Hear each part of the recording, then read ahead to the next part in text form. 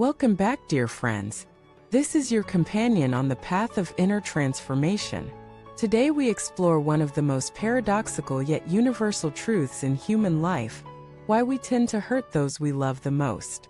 If you have ever caught yourself lashing out at a parent, a partner, or a friend, while treating strangers with more patience, this article is for you.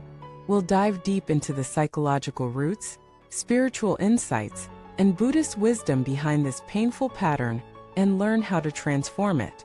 We often assume that love guarantees gentleness, but life has shown us otherwise.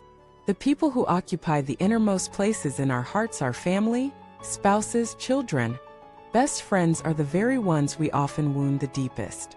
It's not because we don't care. On the contrary, it's because we care too much. And that care, when entangled with expectation, fear, frustration, or unhealed wounds, can turn into sharp weapons. In everyday life, many of us carry emotional burdens: stress from work, exhaustion from responsibilities, disappointment from unmet goals. Yet instead of releasing this weight in solitude or through healing, we unconsciously project it onto those who love us unconditionally. We raise our voices at our parents, give cold shoulders to our spouses, and punish our children with silence or sarcasm. All this simply because we assume they will always be there. That assumption, however, is a dangerous illusion. True closeness in any form of relationship brings vulnerability.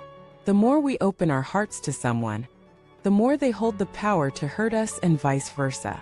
This emotional exposure should ideally deepen intimacy. But when we lack emotional regulation or self-awareness, we misuse that closeness.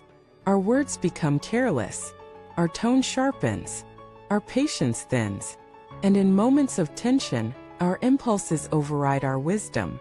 Why does this happen? Because emotional safety ironically lowers our defenses.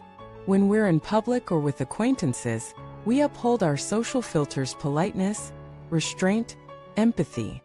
But in private, where masks fall and expectations rise, our unprocessed emotions burst out. We believe the people we love will understand us, forgive us, endure us. And yet, every word spoken in anger, every look of disappointment, every episode of neglect leaves a scar, often invisible but deeply embedded. Buddhism offers profound insights into this pattern. One central teaching is Yin Di Qingjing, the purity of our intentions at the origin of thought. If we begin from a place of kindness, compassion, and mindfulness, our speech and behavior will naturally be more harmonious. But if we let ego, fear, or unresolved pain color our perceptions, we act from a clouded mind. A mind that is reactive, not responsive. In many cases, the harm we inflict stems not from malice, but from unconsciousness. We speak without pausing. We react without reflecting. We forget that our words have weight, that they can either uplift or crush. The Buddha emphasized right speech as part of the Noble Eightfold Path. This doesn't only mean avoiding lies or gossip, but also refraining from harsh, divisive, or idle talk. And yet, in moments of domestic irritation or relational disappointment, we often ignore this teaching. We may justify our outbursts as truth-telling, when in fact we're merely venting our pain without care for the other's heart. So what can we do? First, we must remember that every person is fighting an invisible battle.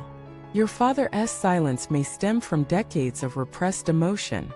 Your partner's outburst may hide layers of stress and self-doubt. Your friend's withdrawal may not be about you at all, but about their own internal war. Compassion then becomes not a sentiment but a responsibility. Compassion means taking a breath before you speak. It means choosing to listen rather than judge. It means looking into someone's eyes and seeing their history, their scars, fears, dreams, and disappointments. Imagine this scenario. Your spouse forgets something important. Your instinct is to scold. But what if instead you said, "I know you've been overwhelmed lately. Let us find a way to fix this together." In that moment, you are not just avoiding conflict, you're deepening connection. You're making room for healing rather than hurt. True spiritual maturity lies not in never getting angry, but in knowing how to handle anger skillfully. To hold it, examine it, and release it before it spills onto someone you love. As Buddhist teacher Thich Nhat Hanh said, when you get angry, close your mouth and open your heart. In heated moments, silence is often the highest form of wisdom. But silence without awareness can become coldness.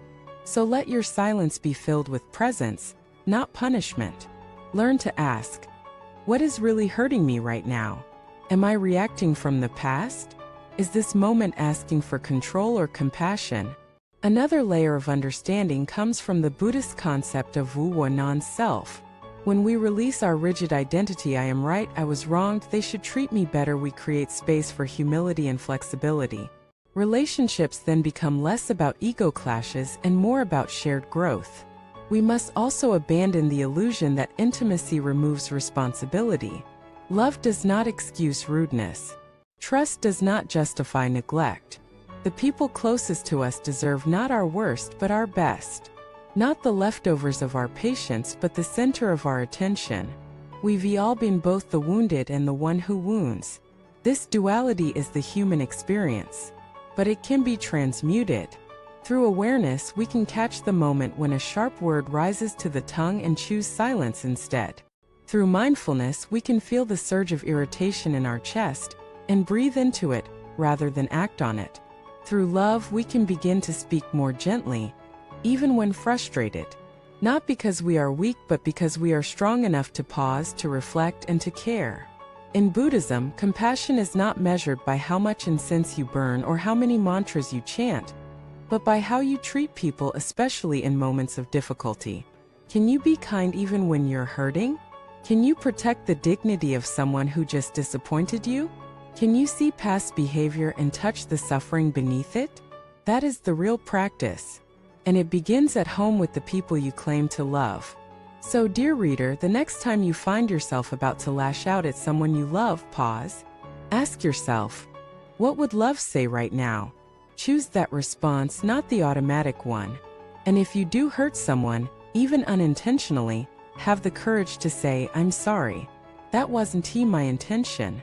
It doesn't make you weak, it makes you wise. Let us become warriors of gentleness, defenders of dignity, and messengers of mindful love. For in a world that constantly teaches us to be loud, angry, and defensive, kindness is rebellion, and compassion is revolution. Thank you for watching this video. See you in the next one.